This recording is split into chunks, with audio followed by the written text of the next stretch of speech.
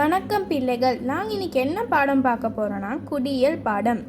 அதில் முதலாவது பாடமான எமது குடும்பம் பாடத்தை பார்ப்போம்.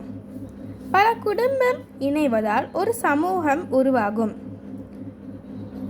இது என்னன்னா, நிறைய குடும்பம் சேர்ந்தா ஒரு சமூகம் உருவாகுமா? சரி, அடுத்தது என்னன்னு பார்ப்போம். குடும்பம் இரண்டு வகைப்படும். ஒன்று தனி குடும்பம், இன்னொன்று கூட்டு குடும்பம். தனி குடும்பத்தை கரு குடும்பம்னு கூப்பிடுவாங்க. கூட்டு குடும்பத்தை விரிந்த குடும்பம்னு கூப்பிடுவாங்க.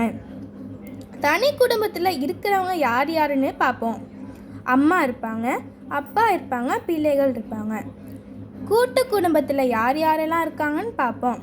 அம்மா இருக்காங்க, அப்பா இருக்காங்க, பிள்ளைகள் இருக்காங்க, அப்பாவின் அல்லது அம்மாவின் உறுப்பினர்கள், அதாவது தாத்தா பாட்டி சித்தி சித்தப்பா அவங்க மாதிரி இருக்கிற குடும்பம் தான் விரிந்த குடும்பம் அல்லது கூட்டு குடும்பம்.